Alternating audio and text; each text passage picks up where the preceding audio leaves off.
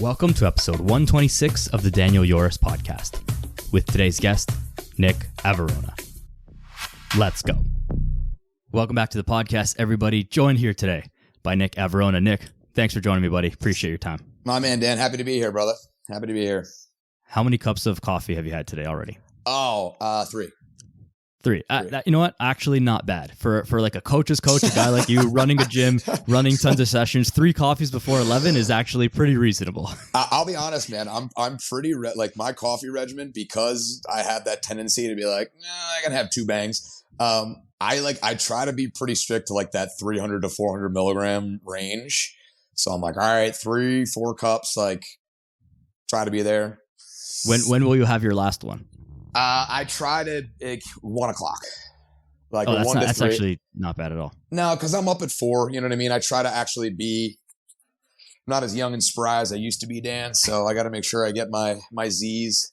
So I try to cut it by like 1 o'clock. The latest I'll usually do will be like 3 o'clock before I jump into that like evening block. But yeah, which is actual good, like, healthy behavior. But I know from personal experience, like when I was running sessions all day, starting at 5-6 o'clock in the morning, it was like probably 4, 5, 6 coffees a day, easy. And just without even thinking, you might even have one at like 4 or 5 o'clock, just because like, well, I'm going to be here till 9. I'm kind of fading, and it's well, fucking, I'll just deal with it. And then the way to deal with it is like, well, I'm just going to be tired because I'm going to get to bed a little later, and then I'll just have more coffee the next day cycle. And just keep it rolling. Vicious cycle. Yeah, man. Between that and now, we just made it worse. Is like we put a vending machine in the gym. Like we have a little nutrition shop, but we put a vending machine in that has like energy drinks and stuff in it. And now I'm like, that's going to be the staff. I was like, the staff are going to be using that more than anybody. Like just caffeine fiends in there constantly. Between that and the Alpha GPC. That's right. Yeah, you start mixing all the supplements, all the things. What's the perfect stack? The timing of things. What food do I have with it? And like, it's a fun little science experiment. But I think that's also like a bit of a justification. It's like, well, what if I try this? And then you just keep trying different iterations of stuff. This is research, okay? Yeah. I'm trying to figure out what is the best intake for my caffeine levels. Exactly. Oh, shit. Good stuff, man. Let people know, who you are and what it is that you do, and just so that they can give some context for the rest of this conversation. Cool, absolutely. So I work just outside of Philadelphia, Pennsylvania. I'm the head trainer at Gage Strength Training. We do a lot of mostly semi-private training, small group training, but we do a little bit of everything. So we have large group style classes. We run athlete sessions. We run one-on-ones. We do athlete camps and all of that stuff. Most of our training style is, we're free weights. We do full body functional fitness. A lot of what we like kind of run clients through from a coaching standpoint is Mike Boyle stuff, a lot of like CFSC. I personally have dove a bunch into kind of the on it training. So a lot of kettlebell work. I'm a huge fan of the steel mace. I did a bunch of like the steel mace certifications. So I went down that rabbit hole for a while. And as far as, my background, I played ice hockey from the time I was like 10 years old up and in through college and a little bit after college. And just, I love this stuff, man. So some bad injuries and getting beat up through that hockey career kind of pushed me into the field of saying like, I want to help people not feel the way I feel right now. And I kind of switched gears. I had a really interesting run up to getting into the training. I did a whole bunch of things on the way after college, but now we run the gym. We got 500 clients. We're running a lot of sessions each day, kind of like you said, Dan. We just kind of touched on, but it's fun, man. It's a blast. We got a team of about like 6 or 7 over there. Our clients are mostly people like us. They're like 35, 40 to 55, and they're just regular ass people who either don't go to the gym very often or they're trying to figure out how to get themselves in shape. So like we're not, I always look at on it like, when you work out there, man, you see a lot of people down there in certain sessions. Like these are some fit ass people. Like these people are like kicking ass, and then when you go to regular gym, you're like, oh, these are regular people. Okay.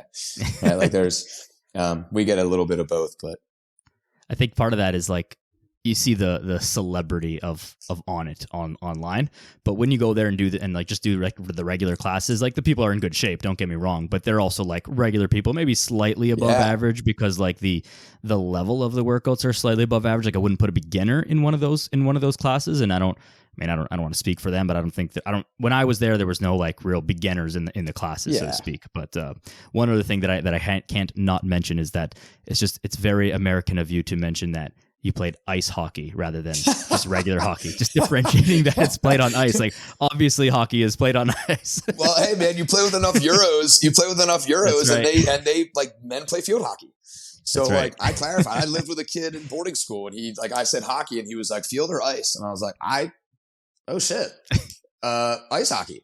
Yeah. I was like, and I didn't even know. I'm 18. I'm like, wait, guys play field hockey? And he was like, oh yeah, I was on the German field hockey team. I was like, there you go. I didn't even know that. I didn't even know that either. It's just like not the thing that will like if someone differentiates. Yeah, you're in Canada, bro. Like everybody, you say hockey. Everybody in Canada's like, you don't have to say ice hockey, dude. Like, yeah, it's like you also like didn't have to tell me you played hockey. Like I assumed you played hockey. If you're in Canada, it's like that was the assumption. Tell me if you didn't play hockey. You know, for how long did you play hockey? Is the real question. Yeah, that's funny, man. One thing that I wanted to kind of jump into here was with the different types of people that you guys train, right? You know, and different styles of training, small group, large group, a little bit of one-on-one here and there, athletes, moms, kids out of college, you know, all in between. Do you really train them all that differently, or is it more small adaptations to, you know, minor injuries or preference or things like that? Like you don't train your athletes that much different than your seniors or, you know, mothers and fathers and stuff like that, right? Not at all. And that's the irony of it. I actually just had this conversation with a gentleman this morning, and he looked at me, he goes, hey, can I ask you something? This might seem like a weird request. Can I repeat this program again? I loved it. And I laughed, and I was like, yeah, absolutely. I said, you know, got to be honest with you. I said, you could probably do this same workout for the rest of eternity and just tweak little things here and there. And I was like, and you would do great. Like you'd feel awesome. And that's exactly it, right? Like we all feel as though I need this specific thing, right? Well, there's no way that guy who's 45 has the same needs as me. Like I'm a 32-year-old, you know, whatever. Push, pull, hinge, squat, lunge, carry.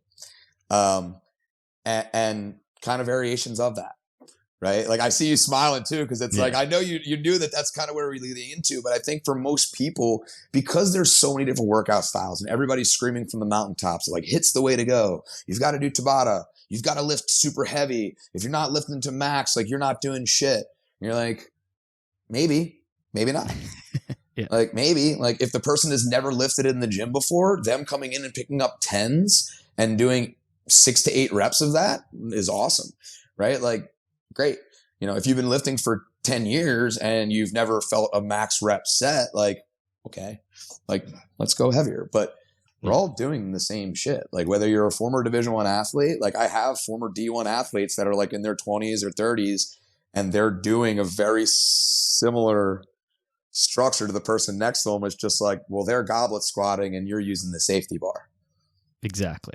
I always say like a beginner workout, there's sort of 3 like phases, right? Like a beginner workout will be look very simplistic on paper, right? You might do a goblet squat, a single arm dumbbell row, a dumbbell RDL, like a flat dumbbell chest press, and then some sort of core, something. Yeah, right? Yeah, that's pretty much that's like, exactly more or less what it is, right? That's it, yeah. And then when you get to like somewhat of an intermediate level, you start to get curious and you start to do like, oh, I saw this like handstand, one arm, something or other thing on Instagram. Like, let me try that. Like that supposedly works. The shoulder is really great. Like, all right, great. And then you do that for a while and you're like, okay, I'm kind of sick of this. And then you get into the, you know, more of the advanced like end stage thing. And your workout looks like, well, I may not goblet squat. Maybe I'll back squat. Maybe I'll do a pull up instead of a single arm, you know, dumbbell row. I'll do a deadlift with the trap bar, and then I'll bench press with the barbell. Like it's the same workout, just a little bit different implements and heavier weights. Like the only difference really between an advanced workout and a beginner workout is the intensity to which you approach that the entire workout, and maybe the weights that you're using are going to be a little heavier. But realistically, that's the only difference. Thing. It's the same thing. And that's like, you know, there's a million different ways to skin a cat, right? Like I love bodybuilding workouts. I love different, you know what I mean? Like there's nothing wrong with that. There's nothing wrong with powerlifting. There's nothing wrong with Olympic lifting. Like there is no right way to do it. Like I used to be honest, like I was a CrossFit hater, right? Like when it first came out and people were trying to get me as like a former collegiate athlete, they're like, you need to be doing CrossFit, man. And so one thing about me is like, I'm one of those people, and I hate to admit it, but it's the truth. Like the more you try to push me to something, if I say I'll think about it, and the more you try to push me to it, I like, fuck you, I'm not doing it now. Like even if I wanted to do it, because you won't stop busting my chops about it, I'm just not going to do it, and I'll do it if I want to later, right? Yeah. So that was kind of how it was with CrossFit, but also like people were getting hurt early on, right? Yeah. And now you realize like it's all about coaching. Like it's all about the facility you go to. It's all about the way that they approach it, and it's all about if it's right for you. You know what I mean? Like, cool. Like maybe maybe you've been working out a long time. Like maybe CrossFit's great for you, you know? And if you're not injured and you're doing well, awesome. You're in the best shape of your life. Cool. Other people, it doesn't work. Right. So it's, you know, you don't need too much, but I have grown to like really love the full body workouts, just like you laid out, like upper body push, you know, like a lower body push, upper body pull, lower body push, upper body pull, and hit that every single day. Yeah. Hit that every single day. Really as simple as that. I mean, I think a lot of us have gone through a CrossFit hating phase. I still think it's fun to make fun of, just because like it's fun to. It's just fun to see how pissed off people get. It's just fun to get that reaction. But I mean, overall, like if I'm really thinking about the things that like we shouldn't do in the world, like CrossFit is overwhelmingly a positive thing in the world. Like, sure. You know, people are way rather people do CrossFit than sit at home on the couch and, you know, just drink and eat chips and all that stuff. Obviously, right? But like 100%. If we're picking at stuff in fitness, I'll just like, it's just it's easy pickings, right? Yeah. It's CrossFit and Bosu balls, I think, are the easy ones, right? But I also think that CrossFit is like, it's an advanced version of what a lot of us are trying to do. 100%. I came to this realization even a couple months ago. It's like, I'm not trying to be a bodybuilder. I'm not trying to be a power lifter. I'm not trying to be an endurance athlete. I want to be like kind of good at everything, which is CrossFit. Yeah. I'm not probably going to do the classes. I'll just like kind of do it my way, but really it's the same thing. And it's the same with all small group coaching. Like you might not be doing Olympic lifts, and so that makes it different than CrossFit. You might not be doing handstand push-ups, but like you're doing a little of everything. So it's kind of the same. Yeah. And look, when I get people to the higher tier of like our training, right? Like you might do pipe push-ups. Yeah. You know what I mean? Like, and if you looked at me and you're like, oh, I want to try a handstand push-up, I'd be like, cool, you've been here for 5 years. You're here 6 days a week. Let's try it out. You want to try it out? Cool, go ahead. You know, like if your shoulders start bothering you, we're not going to do it anymore. You know, like it just is one of those things. Like I don't think there is such a thing as like bad training. Like well, unless somebody gets hurt. The only type of bad training is the training where somebody gets injured. Right. And I think that's where, as an early adopter, early coaches, like you sometimes have like a dogma when you first start out. You're like, this is the way to do it. Like, you know, you have to do the on it style. You have to make sure that you're controlling rotation, and you have to do unconventional fitness using kettlebells. And then you're like, oh, wait, like I saw Juan killing that barbell workout too. Like maybe that's not it. I just really like what Soldier was doing. Like, you know, like there's so many different ways to do it. You go down these rabbit holes, and then ultimately you step back. And I remember one of the things I loved from those guys was like, the tool is just the tool. The tool is just the tool. The modality can change. Like an anterior, or, you know, for people like a front loaded squat is a front loaded squat, whether you grab a kettlebell, a sandbag, a dumbbell, like whatever. The principles are the same. Yeah. So go ahead. Oh, go ahead. I was going to say, just for, you know, when you're coaching that type of stuff, right? Like if I wanted to coach a front squat, how am I going to coach that different for a D1 athlete than I am for, you know, 45-year-old mom? And is it hitting the same muscle groups? They need the same, they need the same thing. They just are doing it different. You might coach it differently, but it's because of the individual, not necessarily their level. Like maybe that D1 athlete is having trouble, you know, driving their elbows up, and the mom is having trouble, you know, pushing their knees out. But it's not because she's a mom or because, you know, he or she's a D1 athlete. It's like it's just that's what their body is doing, right? And so like that coaching cue is that individualization of the person in front of you, not based on their level, right? It's so funny you say that, because as I'm saying that, those are the two things I'm thinking in my head. Is I'm like, oh, the athletes, and I'm like, and that, you know, that knee valgus, it's like that kind of coming in.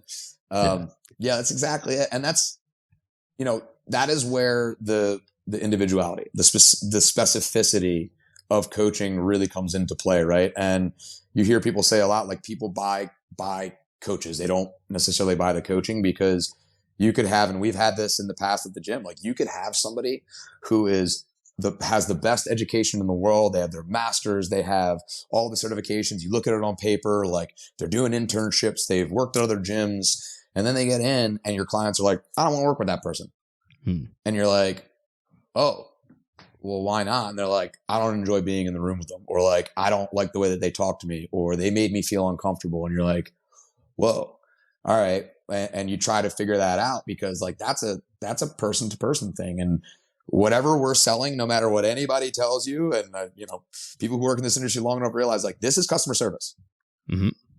It is customer service. So understanding like those nuances on how different people want to be spoken to, how different people want to be coached, how to get something from somebody, how to communicate, how not to communicate, right?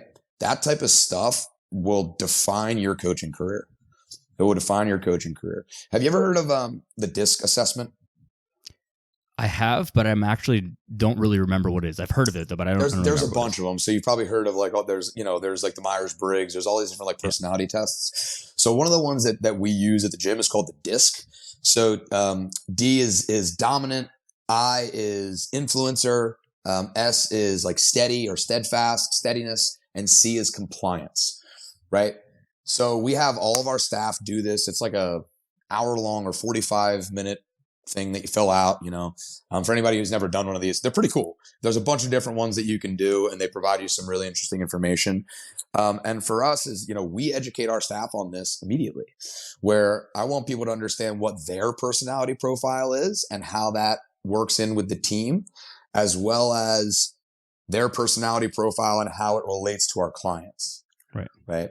So like, for me, I'm a high I, which is, optimistic, outgoing type people, like borderline boisterous, whatever. Like we want to have fun. We want to be involved. We're yes people. Like, hey, do you want to do this? Fuck yeah, I'm in. Let's go. And you're like, I didn't even tell you what it is yet. You're like, it's okay. Let's just do it. Then we'll figure it out. Right. So like, that's my thing. And then I have like a high D in there too, which is like, there's like, sometimes I just want to get shit done. Like, and they kind of fight each other every once in a while. Right.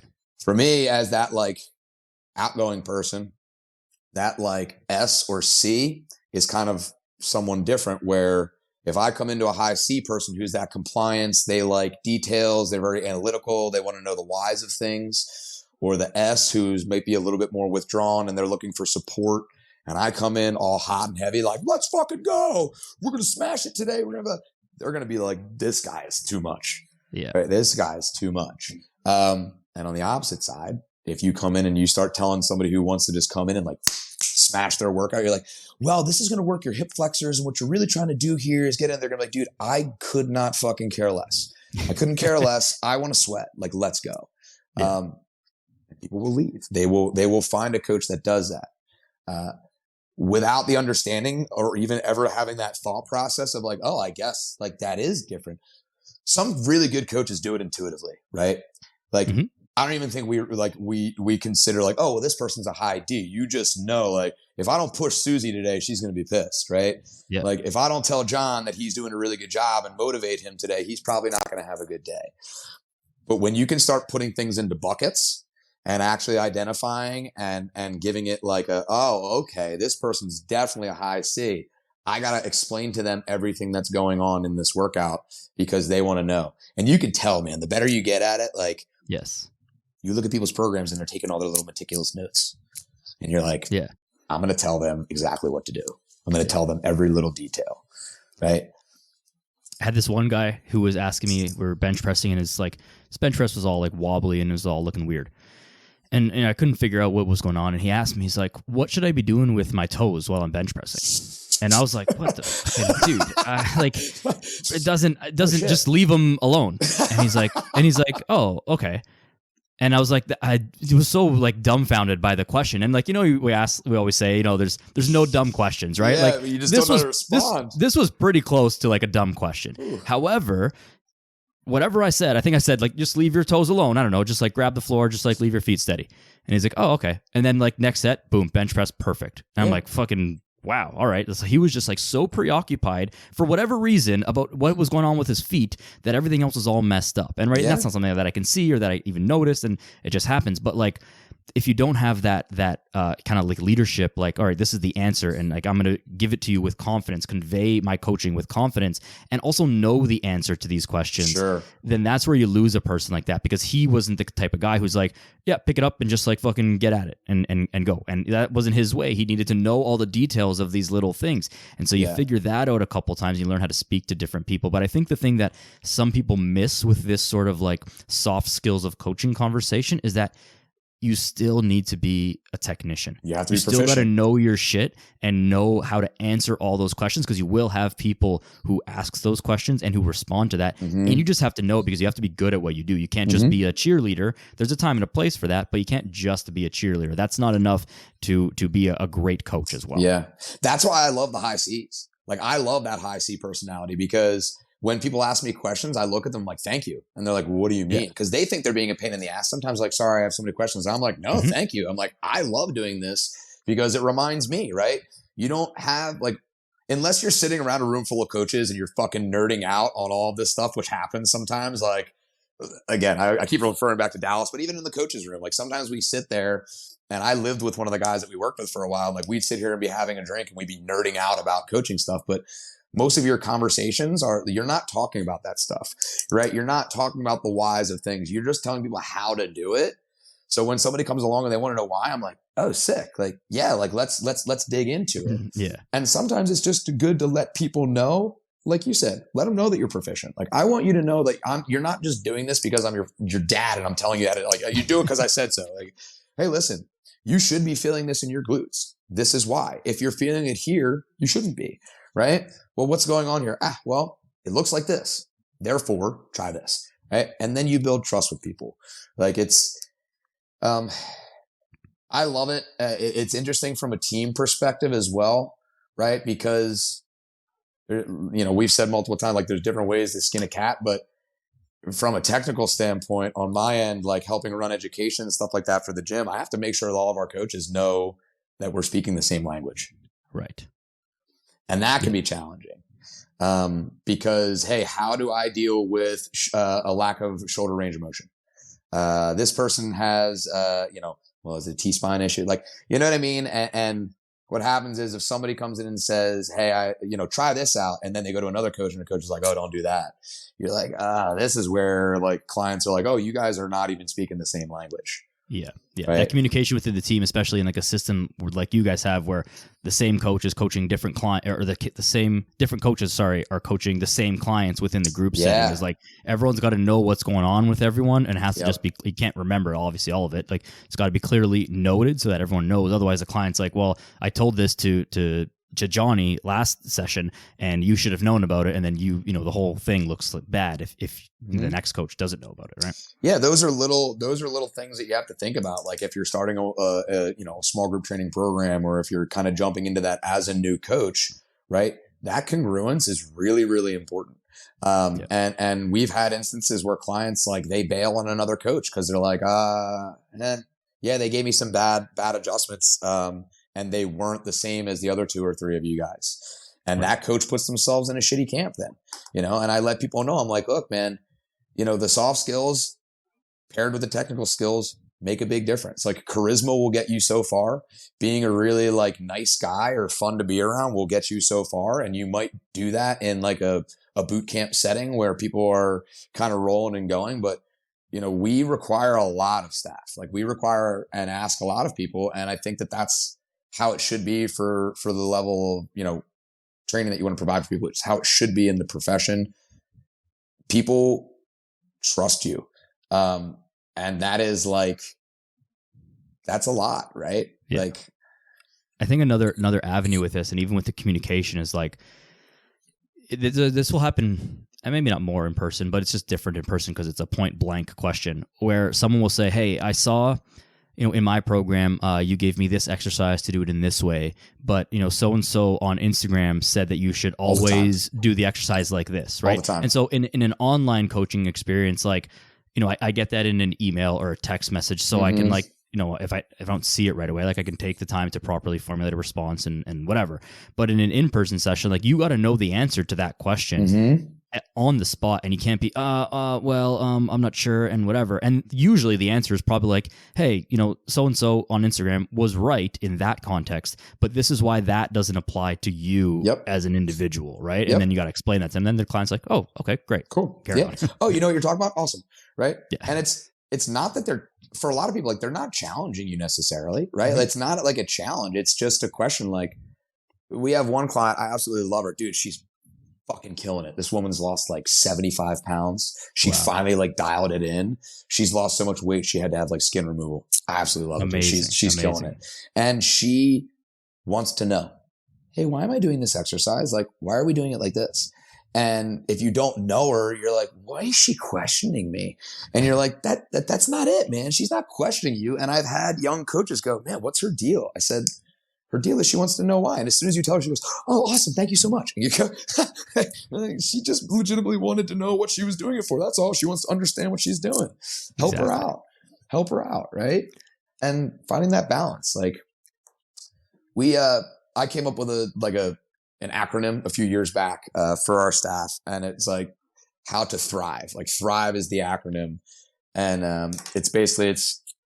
I wanted to say train your mom because my mother is actually a client of ours and Amazing. She's 72 years old. And I'm like, look, if any of you guys are coaching my mom and you hurt her, we're going to have a serious problem. Right. So the issue was, the thought was I changed it to train with love. Right. Treat everybody like they're the most important person in the world because they are the most important person in the world to someone else. Right. And I was like, just remember that. If this was your mom in front of you, or you were training, how would you want her to be treated? Right? Or your wife or your son or your whatever. The other one was real, recognize real. Right? I'm like, people can tell if you're being fake. They can tell if you're being fake. If you show up with like a fake, all right, cool. Like they can tell, man. Like you're allowed to have bad days. Like don't be that fake ass dude, like trying to be everybody's friend and trying to be like, if that's who you are as a person, cool. Like be that guy. But if you're not, don't try and be that guy. Like you and I probably have different coaching styles. Cool. Great. Your style might work for somebody like, exactly. For new coaches too. Sometimes they just try to be somebody they're not. And you're like, hey man, like we have a lot of interns. So I try and tell the same to these guys. I'm like, don't coach like me. I'm like, unless that's who you genuinely feel like you want to be loud and you want to be kind of there. I'm like, but don't. If that's not your coaching voice, don't do it. And also, like you said, you have to know what you know, right? Like you have to understand like reasonably, like if you're not an Olympic lifting coach, don't fucking program Olympic lifts. Don't pretend to be an Olympic lifting coach. Like we had some kids that came in, like a kid wanted to Olympic lift. The dude who did our Olympic lifting isn't there anymore. Like I look at him, I'm like, look, man, there's Olympic lifting centers. Like that's not my area of expertise. I could coach you on it, but if you really want to do it, go. Right. Where am I at? TH. Oh no, I forgot the H in thrive. This is super simple, man. Hello, goodbye. Right. I'm like, the sweetest sound to somebody is their own name. Mm-hmm. We like hearing our own name. And if you're not greeting clients by name when they walk in the door and you're not thanking them for their time and saying goodbye on the way out, like you're missing it. You're missing it. This is customer service. And we've had coaches do the same thing. Like you walk through the building and nobody says hello to you. Do you feel welcome? No. Never. Even if you walk into a retail store in the mall, like that you don't even care about. You're just like, they want you to, they don't know your name, but you want them to say, hello, hey, how can I help you? Yeah. Right? Walmart has a greeter, bro. Like, exactly. Hey, how you doing? He's got one tooth hanging out. He's like wearing sandals that are too old. His shirt's all big, but he doesn't care. Exactly. And makes you feel good. Sure. Right. Yeah. And then we go like, I is inspire, inform, and instruct. It's like the ABCs of coaching. Like you should always be coaching. If you're not informing somebody on why they're doing what they're doing, if you're not instructing them on what they should be doing or like how to make an adjustment, you should be inspiring them and telling them they're doing a good job, right? At any point in time during a session, you could be doing one of those three things. So if you're standing there with your hands in your pockets and you're not doing anything, I look at people, I'm like, you're 3 eyes, man, 3 eyes. And they're like, oh, okay. And it's like, you can be doing something. Work the line, man. It's different. One-on-one coaching. Like if you never shut up, people would be like, leave me alone, dude. Exactly. Yes. It is different. There's times, but it's not that different in the sense where like you shouldn't be standing there with your hands in your pockets and just like, okay, well, there's 30 seconds left in this rest period and that's it. And then just like go again. Right. And you got to play to people's energies. Sometimes people come in who are usually like high energy and they had a shit day and they just like, they don't really want to talk that day. They just want to get their workout in and go home. And that's okay. You play to that. Right. But you got to work with that. And sometimes not talking is the right answer. Absolutely. In a one-on-one setting. Like they just don't want to hear what you have to say. They're just not interested. They're just in their own head about some other shit. And that's okay. And so you not saying anything is actually the best move in that moment. Like that is the coaching in that moment because you're understanding, acknowledging, and respecting that they just need some time here. They just need some quiet. They just want to work out, sweat, and go home. And that's what they need, right? Yeah. And dude, that is the emotional intelligence, right? Again, that is hard to teach, but it can be learned, so to speak, right? Like you don't necessarily teach it. You can make people aware of it, but you have to just experience it. And those are the things you learn as an early coach, right? I think it's just like over cueing, all right, I want you to drive your feet to the floor. I want you to separate the floor. I want you to drive your knees out. You got to sit your butt low. I want you to create some tension in your core. Get your head tall, just shoulders back. And like people are like, dude, I don't know what you just said. Like, oh my God, give me one thing. Like, let me figure one thing out first. Right. And it just creates not animosity, but like angst. Yes. It's really funny. I have a guy I train. He's 76 years old and I've been training him 2 days a week for like 4.5 years, man. And he just like, I know I'm going to eat breakfast. I'm going to breathe air and that he's going to show up at 7:45, 15 minutes before his session. Like it's just a guarantee. And there's days like we talk about everything. And there's some days he's fairly quiet. And like you said, man, you learn to read that situation. And sometimes people just want to like get that shit done and be done. And you're just going, hey, great job, man. Just focus on that breathing. That's it. Like that's your cue for the day. Exactly. Shit, man. Some people come in. I had a lady come in. She just looked at me one time. She goes, I just want to cry today. Okay. I just want to cry today. I'm like, okay. Yeah. Like, I'm just going to sit on the floor and cry for a few minutes. I'm like, all right, well, when you're done, let me know and we'll get you started with your warm up. She wanted to be in the gym because she didn't want to be home. She knew that she was comfortable there. She cried for 5 minutes, legitimately like sat there and cried for a few, took a walk outside, came back in, did 30 minutes and was like, I'm good. That's enough for me. And I'm going to leave today. And I didn't like her fucking squat form was not important that day. She used a really light weight and she just wanted to breathe and move. She just wanted to like get out of her own head. And you're like, yeah, man, like that's today's medicine. Yeah. Today's prescription is let's just move and breathe. Yeah.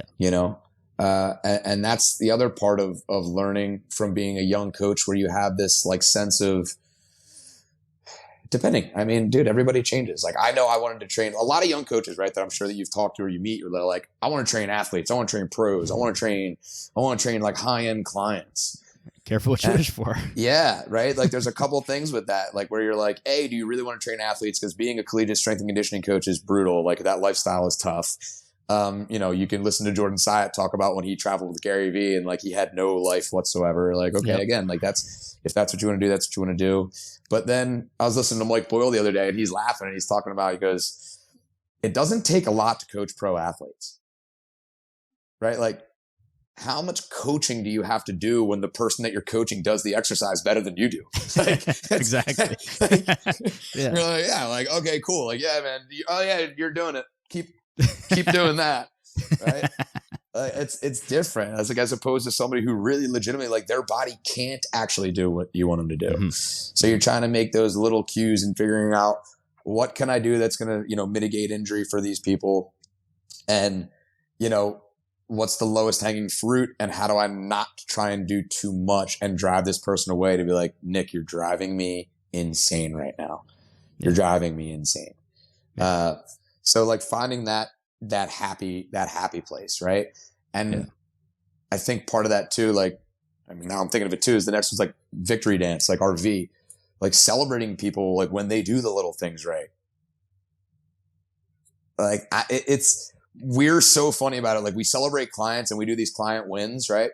And it's just natural in our industry and we tell our coaches this, like when somebody does a big lift and they crush a deadlift that like we take the video and we're like, hell yeah, fucking killing it. Such and such lost 15, 20 pounds. Awesome. And then there's a woman in the back who's like, I got up the steps without being out of breath. And that's her biggest win since starting the gym. You got to celebrate that shit. You have to. You got to celebrate that shit. Those things that seem like less sexy are actually, in my opinion, way more powerful. Because like once you get to that point of like, hey, I was able to get up the stairs without getting out of breath. Like now she's in. She's bought in. And like the next thing when she's like, hey, I'm down 15, 20 pounds, like that's easy. That's just about, time is going to pass and it's going to happen. But like get in the, I think Jonathan Goodman had a post about this the other day, like the heaviest weight in the gym is the front door. Right? Once you're in, once you're in the system and like you start to get those little things that seem like not a big deal. Hey, this old pair of pants fit me. I was able to button this pants up without, sucking in my belly today. Like those things that are like not that big of a deal and you probably don't want to tell people. Those are the things that matter. And to like clients who are out there, like tell your coaches when those things happen because we fucking love hearing those wins. Things. Share them, bro. Yeah. I'm an emotional human. Like I'm a like open book for most things, man, like to a fault sometimes. And like, no bullshit, dude. Like I will have clients look at me and tell me shit like that. And I got to like choke back tears because like I legitimately, that's why I fucking do this. Yeah. This has nothing to do with me. Like I'm going to work out. Like I'm going to do it. Like I like it. I am here on a daily basis, waking up at 4 o'clock in the morning and fucking like working long ass 12 hours and shit, talking to you here and like, because I think, as coaches, most of us genuinely want to see other people succeed. Mm-hmm. And I'm really happy that you hit a PR. I am happier that you saw your family and they looked at you and they went, you look great. That's one thing. But I want to know how you feel. I want to know that your day-to-day life is improved. You're doing things that maybe you weren't doing before, or you're doing the things that you really wanted to do. I'm wearing clothes that I wasn't wearing. I had to buy new clothes that I got out of. I was able to go play basketball with my friends, and I haven't done that in 10 years. I was able to go golfing and not have any back pain, right? Like I go driving. I had a lady recently, she's like, I was never able to drive for more than an hour without having severe back pain. I was in the car for 4 hours and I didn't even think about stopping because my back didn't hurt at all. And when I got out of the car, and I didn't even think about it until I got back home. And you're like, fuck yeah. Like that's a huge improvement in someone's life, right? Holy like that's shit. That's a massive thing. Even another one that comes up often is like, I was able to take photos of myself and I didn't feel bad about like being in photos at a wedding or a birthday party or like a whatever, right? And that's a huge one. Like imagine all these life events that pass and you're like, I don't want to be in photos. Oh my God. Exactly. And then you look back, it's like, I don't have any pictures of that stuff, right? But it's like, these are the things that matter. Yeah, you're going to lose the weight. You're going to we like those numbers. They're tangible. They're good for marketing. They're, whatever. They're good. They're awesome to celebrate, the PRs, all that stuff. But it's like these little wins. These are the things that like really, really touch people's lives and that matter the most. And once that gets rolling again, then everything else just comes so much easier. Yeah, dude, stacking the wins. Yeah. Stacking the wins. Like, and that's the thing that I try as hard as I can to get across. And it's funny because I always try and tell people, man, I think coaches, most of us, when we say things, and I try and get this to people all the time, like, look, I said a lot of the things that I'm saying out loud, like I'm telling myself, right? Don't think for 1 second that like it's not easy for me to be lazy. It's not easy, or it's hard for me. Like, dude, it's not. This isn't a cakewalk. Like I remind myself, I fall off all the time.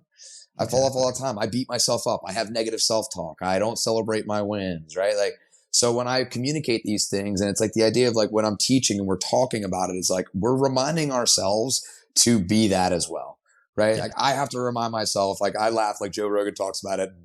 One of the guys I was working with, we catch ourselves because we're like listening to our headphones and you're like doing a set and you're like, come on, you little bitch, right? Yeah. And that's one thing. But sometimes people take that to the nth degree and we have such serious negative self-talk. So reminding yourself like, yo, you got here today. I had a lady again. She's been out for ages. She had back surgery and she's wants to just like jump back in and go, yo, you made it today. Like you got here today. You did like you. It's like you lifted the heaviest weight. It's the burden of getting in the door for the first time. We'll take it from here. Exactly. Yep. It is, and giving people that because I think that lifts a burden off their shoulders. And then even hey, look what you were doing 3 weeks ago. You were doing 10 pounds. And like, I love this shit. Like, there's certain people. I had a lady, she's hilarious, man. She's been with us almost about a year, her and her husband. And when she started, we were bargaining, right? Like, we were bargaining. Like, all right, we're going to try the 5. Okay, well, how about this instead? Right? Like, she goes, right, I want you to do 10s for 8. Well, how about I do the 5s and I'll do 10, right? And you're laughing about it because she didn't, like, she had just never touched weights. She was scared. She was nervous. She pulled 225 on the trap bar for 5 reps the other day. Wow. She's been in the gym for less than a year. Wow. Right? Started with a 10-pound dumbbell on a stepper box. That's and unbelievable. It's just, yeah, man, she has not been on the InBody. She hasn't done like the InBody measurement scale. Like, you know what I'm talking about, the InBody, right? Yeah. Yep. She has never been on it. Never. And she doesn't really want to yet.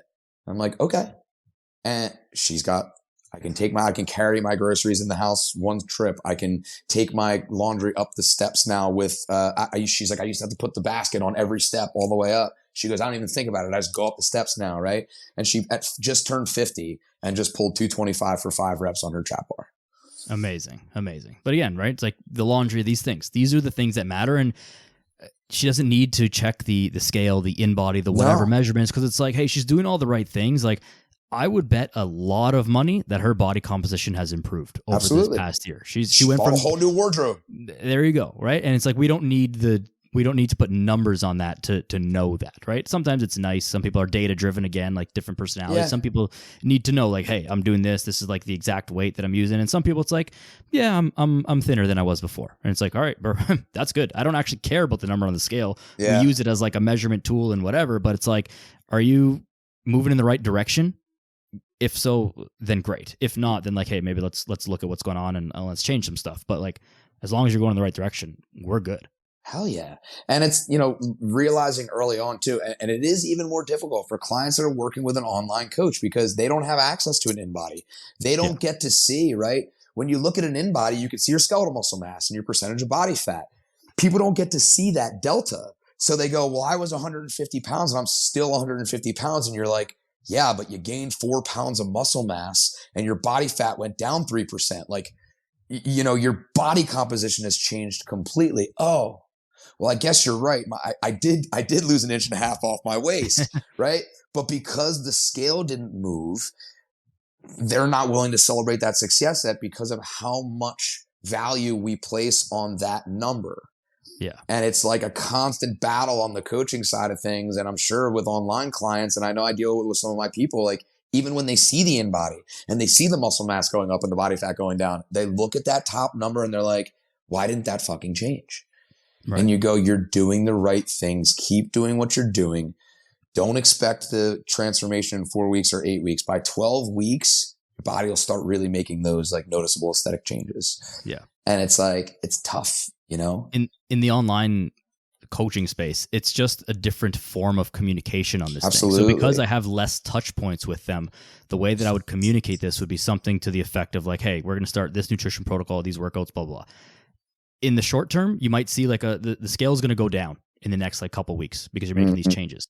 Then it's going to level out because your body's going to start to build a little bit of muscle, and you might be like building muscle and losing fat at the same time. And that's going to make your weight stay the same. And then it's going to stay the same for a little bit, for a couple weeks. And then it's going to start to go down again as like the muscle gain comes a little bit slower and the fat gain is exceeding it. And what that does is, one, it sets them up for good expectations. They're not expecting, the scale's going to go down 3 pounds in the first week and then it's just going to be 3 pounds a week for forever. Like that's not going to happen. It's not linear, unfortunately. Exactly, unfortunately.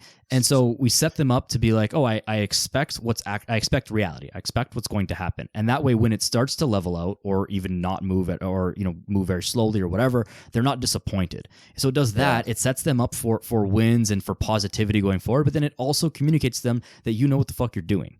Because if you're just like, hey, you lost 3 pounds in the first week, great. You're going to lose 3 pounds a week for forever. And it's like, then that doesn't happen. Then they're like, one, you look like an idiot because you told them it was going to happen. Absolutely. And two, now they're just disappointed because they were doing something that worked, allegedly. Yep. And now it's not working the same way anymore. So then the response is like, well, I'm just going to diet harder. I'm going to run more. I'm going to do all this stuff. It's their fault. And then it's just to set up this like whirlwind of negativity, and you lose them as a client. So one, not good for your business as a coach, but two, and worse is that now that person is like in this downward spiral rabbit hole of fitness, self-destructive have a horrible relationship. Exactly. Horrible relationship with fitness and with their body. And they're going to it's going to take them another year before they step back into a gym, hire another coach or whatever. Yeah. And you've just, you've lost a year of that person's life. Yeah. And then the next coach who deals with that has to try and undo all that negative, you know what I mean? Exactly. That negative programming that's going on in your head. Exactly. And like laying out I mean, again, we started with this talking about communication, right? Laying those expectations out for people. And I'm sure, I think I might have even heard you say this at some point, like the unrealistic fucking promises that some coaches make for people is what sets them up for failure. Yeah, right. Yeah. And our job as coaches is to empower people. I got a fucking tattoo a few years ago, the Archangel of Empowerment, right? I'm just like in my brain, you know, I forget who said it somewhere. It might've been the guys that on it was like, focus on your superpower, not your kryptonite. Right.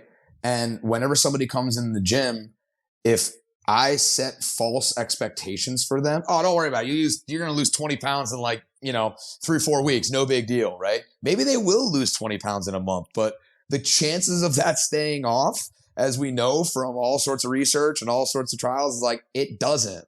It doesn't, because you didn't create the actual structure of habits. You just fucking crash dieted. You smoked your metabolism. You've ruined a lot of the work that you're trying to move forward with.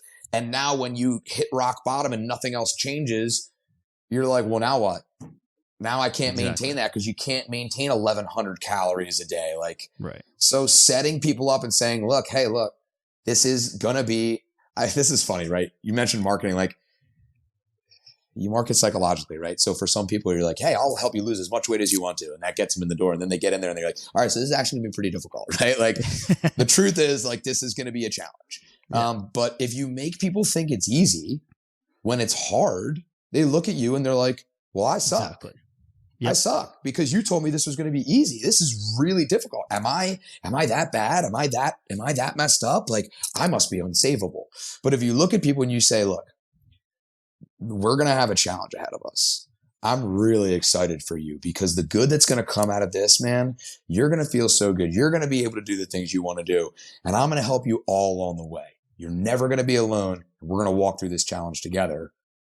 Oh shit. Okay. And then you introduce community, and these people are going to be doing it with you, right? These people are going to be with you. They're doing exactly what you're doing. And if you tend to fall off, you let me know, you let them know, and we're going to lift it up together, right? That's the draw to people. Like, it's going to be hard, man. Like, if this shit was easy, everybody would do it, right? That's the day old saying, or age old saying, like, everything that's good comes at a little bit of a cost, right? Like, you gotta be willing to give up. And if you're not asking people that question of what's your why, like, what are they doing it for? Like, then it's really easy to stop. If I don't know why I'm showing up at 5:00 every morning and sweating my ass off and lifting these heavy things and having Nick over here with his coffee breath in my face, and like, you know what I mean? Like, I don't need you over here with your beard and your coffee breath, like, why am I doing this every day? Why is, like, okay, well, I want my kids to have a really good role model. I want my kids to be able to see that I take care of my health, right?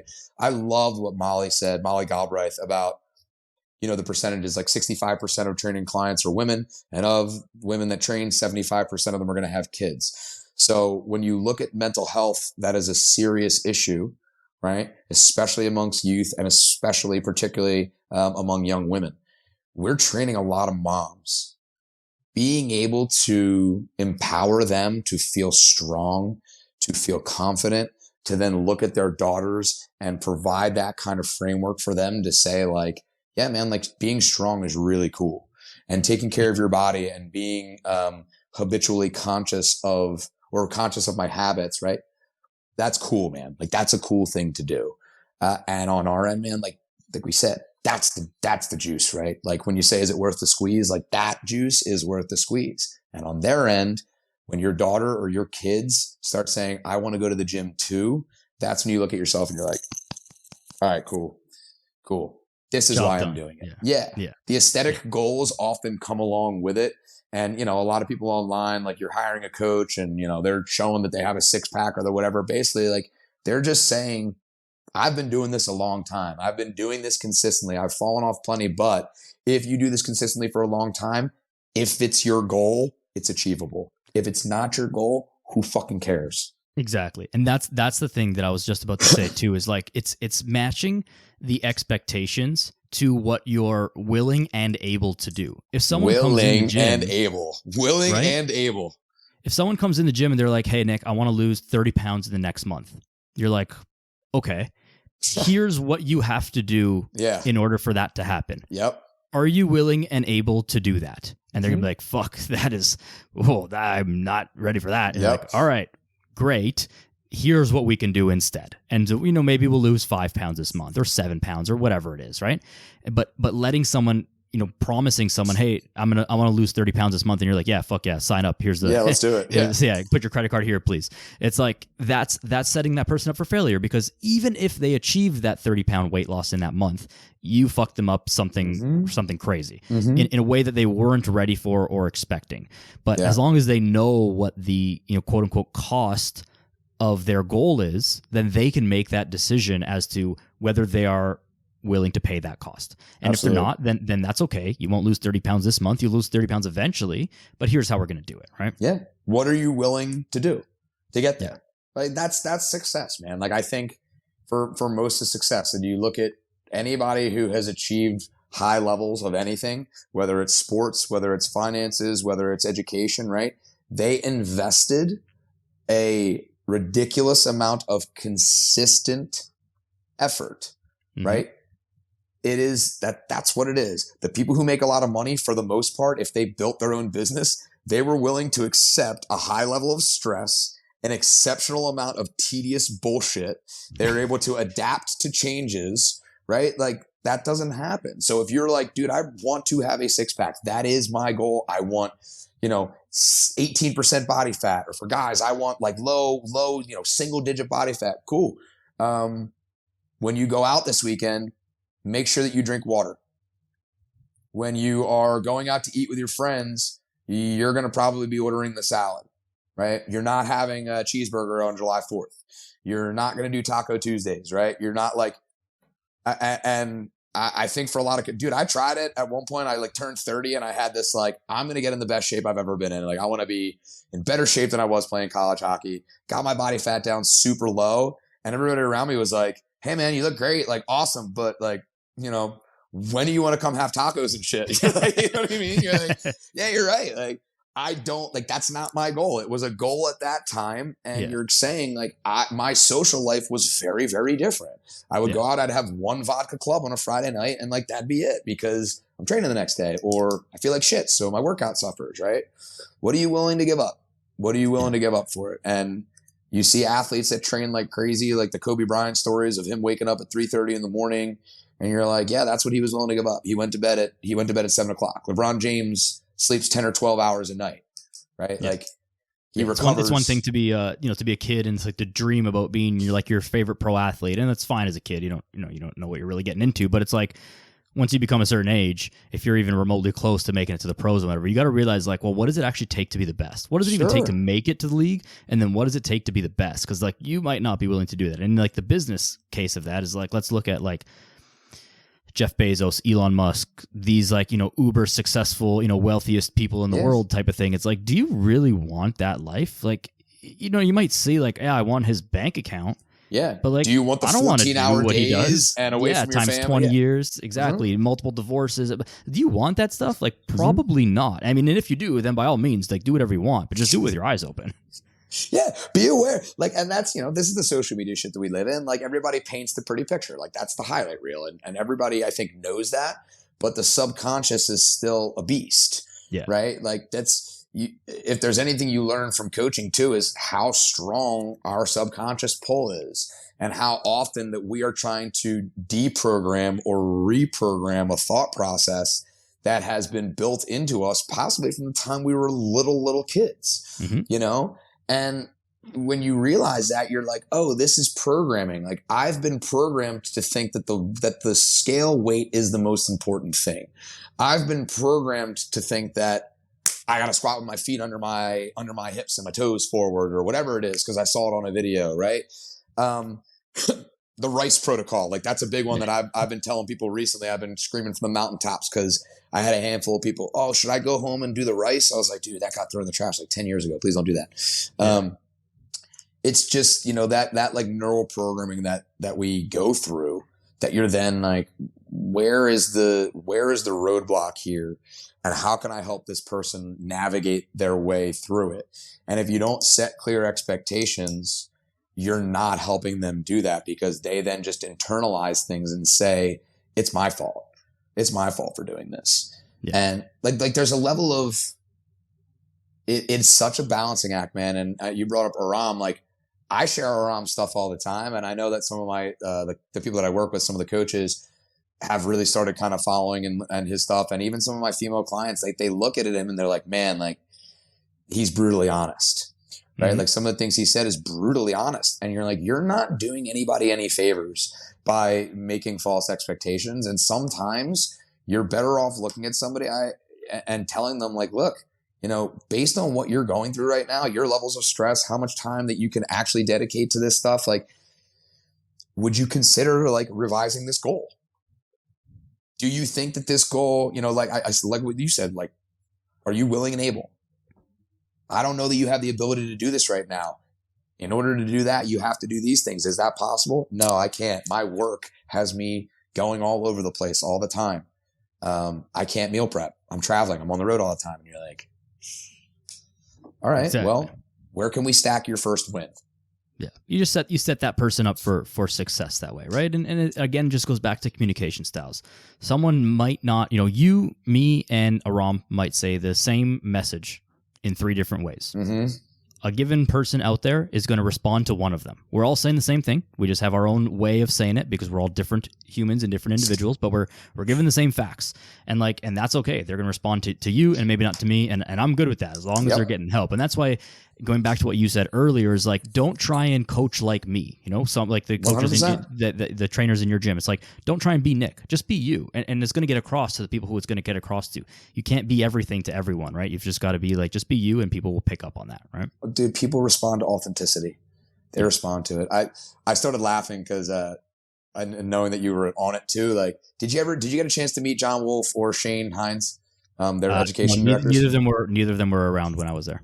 You ever get an opportunity, man, like, you get like to speak to those guys or just to kick it with them. They are just like 2 of the best humans, like salt of the earth people, man. And I did the foundations course. Originally I took it with Shane up in New York. And then I went down and I did I did the foundations again as I forget the term. I did like a report on it for him and kind of went back and did all that stuff.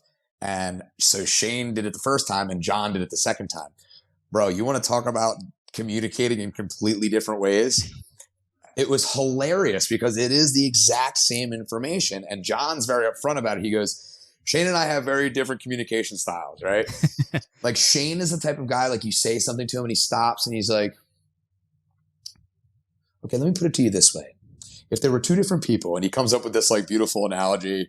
And the one analogy that I'm thinking of that is the funniest to me was they were talking about doing a goblet squat, right?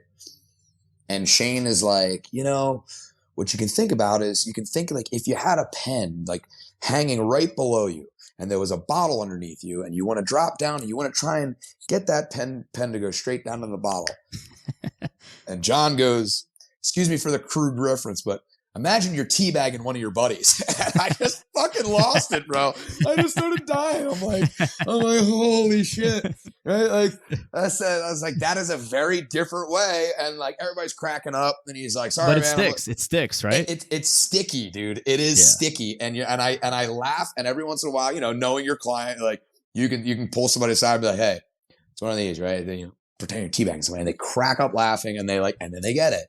Or like, shoot a bullet out of your butthole. I heard somebody say that one time when they're talking about doing like a belly hinge, cracked up laughing. And like some people, that type of thing is sticky enough that they're like, oh, okay, I get it. Like you can't shoot the ground. Like, you got to make sure you shoot straight out behind you. Yeah. And they laugh their asses off. And you're like, whatever gets across. Some people might find John offensive. Maybe they won't go to another one of his sessions, right?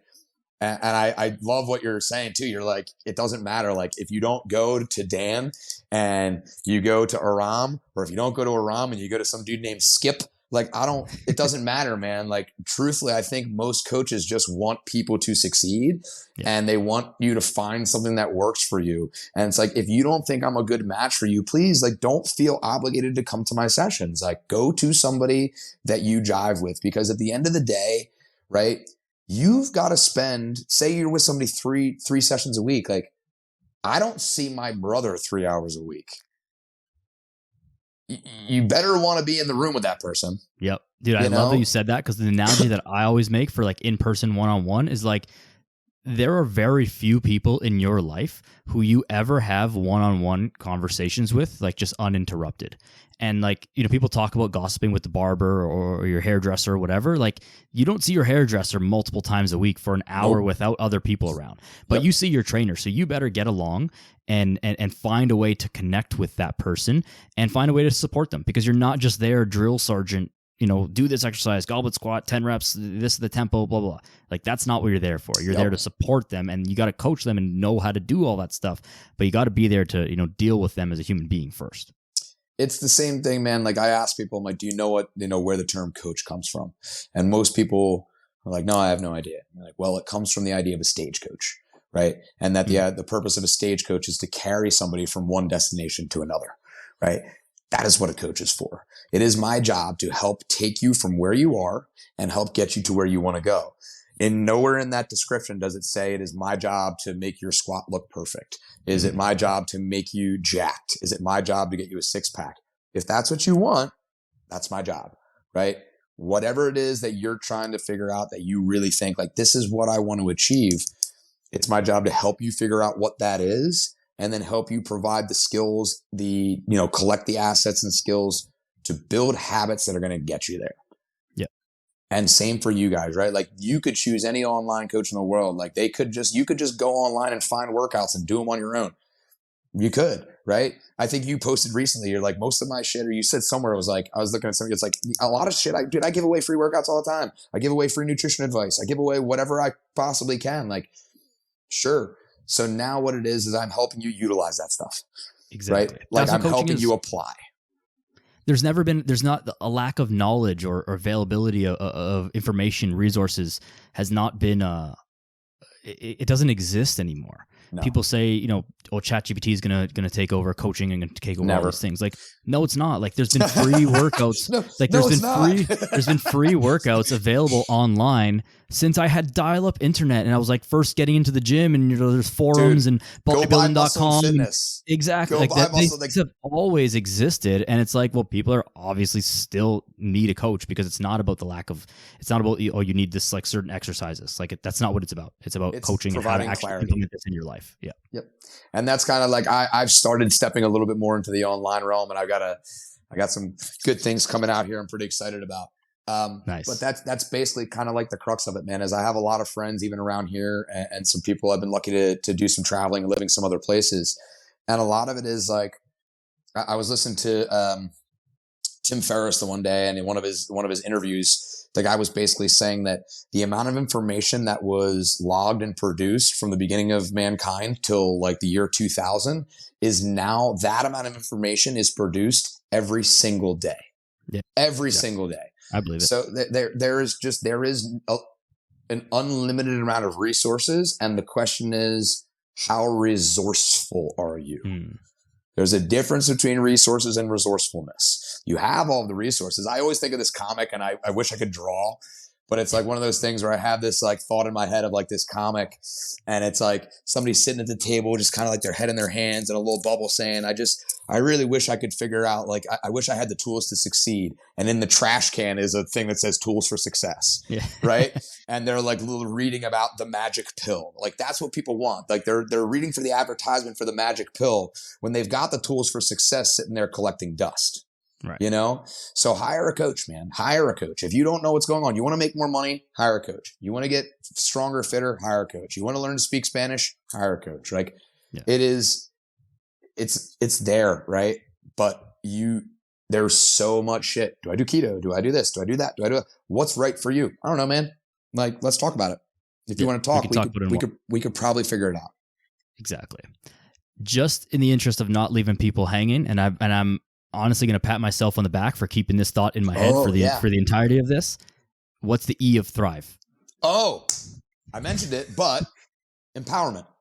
Okay. Empowerment, right? So it's trained like your mother. We went over it anyways then. Yeah, so it's trained like your mother. Hello, goodbye, right? Real, recognize real. Instruct, inspire, inform. Victory dance, right? Celebrating the victories. And empower, right? Empower your clients. Make sure that you're focusing on their superpower, not their kryptonite. And that is like those types of things are the thought process, even for the client. Train with love. Treat yourself with love, right? Be willing to step into somebody and meet new people, say hello, say goodbye. You know what I mean? Inspiring people around you, inspiring your family, sharing in your victory dances, right? And then understanding that like you are empowering the people around you by being here. You're empowering your coach by fucking showing up and allowing them to help you, right? And it just like, I don't know, man. I love this shit. Obviously, I know you do too, man. And it's fun to talk about. But it's even better just like seeing people really live it and seeing young coaches kind of adapt that kind of philosophy and applying it to their coaching strategies and like really, really digging in. Just really makes me fucking happy, man. 100% agreed, man.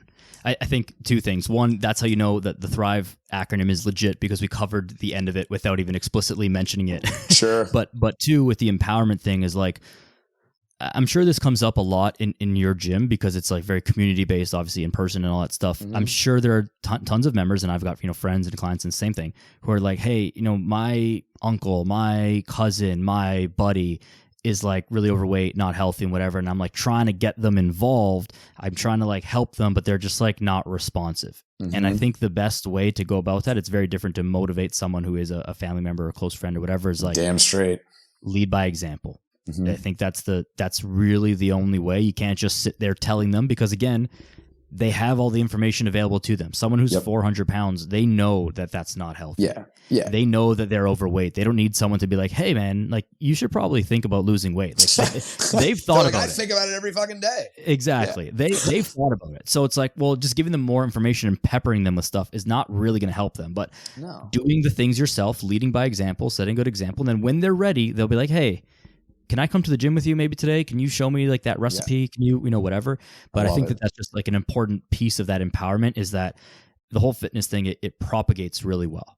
You train 5 people to get them healthy, and then they, each kind of become a coach of some sort to the people in their life, and then it spreads that way. And that's really, I think, the best way to, spread the fitness, so to speak. 100%.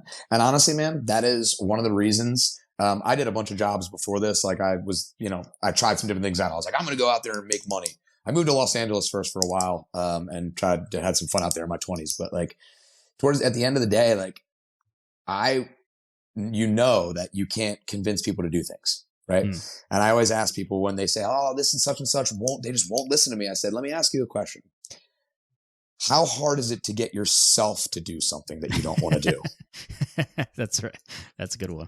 How hard is it to get yourself to do something you don't want to do? Okay, well, now imagine trying to get somebody else to do something that they don't want to do. Like, they're not listening to you. They're not listening to you.